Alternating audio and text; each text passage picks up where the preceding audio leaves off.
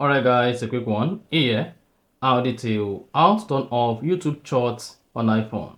So if at the end of this you found this offer informative, please don't forget to like and then subscribe.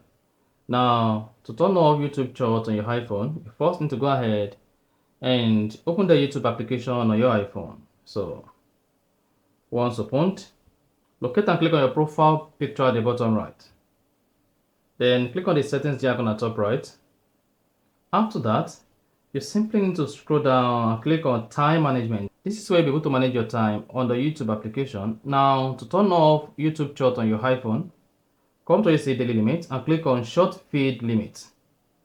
Here you have between 0 and 2 hours. That shows if you select 2 hours, the YouTube Short will be turned off after 2 hours. If you select 15 minutes, the YouTube Short will be turned off after 15 minutes. And if you want to permanently turn off YouTube Short, just go ahead and set this to a 0. So click on short feeds, select 0, and then to turn on, then you should see the short feeds you selected. Now this is it. If you go back to the YouTube application, you discover that you no longer see short on your YouTube feed, except if you choose to go ahead and click on the short icon.